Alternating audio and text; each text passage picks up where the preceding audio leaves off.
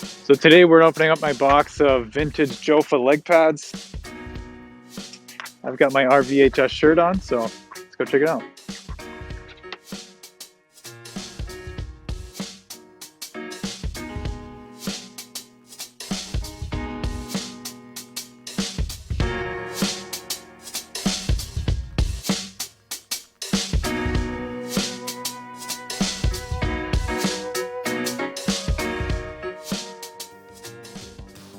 So like I said, we're opening up my box of JOFA leg pads. I'm pretty excited about these. I grew up a big fan of Gary Cheever's. Obviously, he had such an iconic mask with the stitches all over it, but I was also really into the old brown leather pads, you know, that super athletic style of the 80s and the 70s. So pretty pumped to have a set of vintage leg pads of my own. Now, these are a set of JOFAs. I believe they're dated back to around the mid 80s.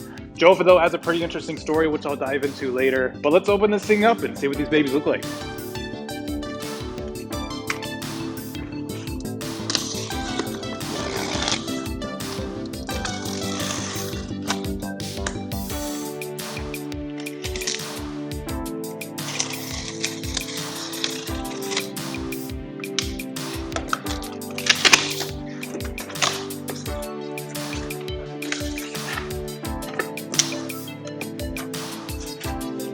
Oh, dude.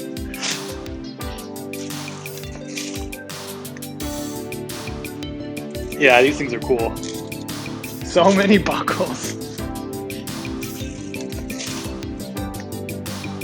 So right away, it's just crazy to see how many buckles are on these things. Wow. These are so heavy.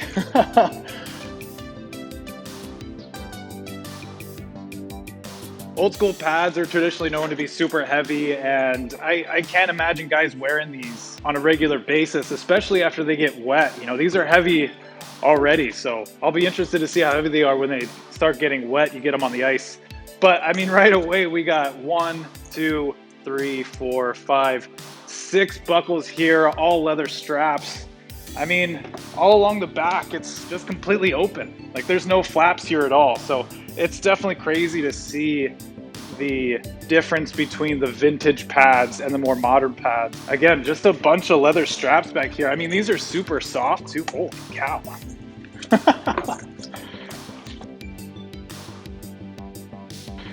Super soft pads. I mean, these really are just brown leather pillows. Super soft all the way through. Now, these do have a more modern toe bridge on them. Not sure if you can see on this camera.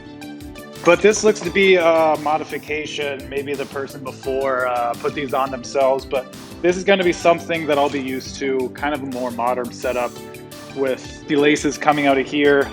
But vintage leg pad, we got some pretty awesome knee rolls here with the JOFA logo. Obviously the straps running through the front. Classic old school style. The rolls down the shin as well. I'm not sure what the original toe setup was, but you know, you obviously got this open toe for the toe cap to fit through. Now looking at the side, they have this faded JOFA logo, but we also have the Audax logo made in Canada. But the Audax name kind of has an interesting story along with it. As the story goes, Audax was originally Bourdon. I'm not really sure how that's pronounced. It was a family-owned business until Mr. and Mrs. Bourdon ended up divorcing. The name of the company ended up going to Miss Bourdon until she sold the company to the employees. And then apparently the name was switched to Audax.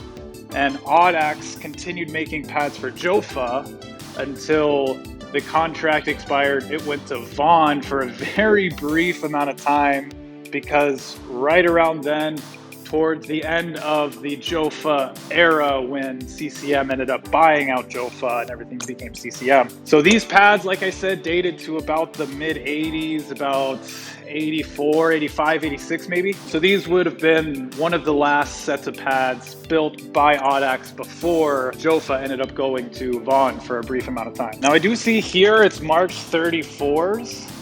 So this would be a 34-inch pad. I actually had a hard time finding pads that would be big enough to fit me because apparently goalies in the 80s weren't really as tall as I am. I wouldn't say I'm an extremely tall guy, but I guess for the 80s, not a lot of tall goalies back in the day. But I'm really excited to try these on. I still have a few more pieces of vintage gear to collect before I have the full set and I can jump on the ice. But make sure you subscribe if you want to see some more vintage goalie stuff. I got some fun stuff coming down the pipeline. I'll be trying these on at some point, jumping on the ice and doing a lot of fun vintage goalie stuff. So until then, I'll see you around.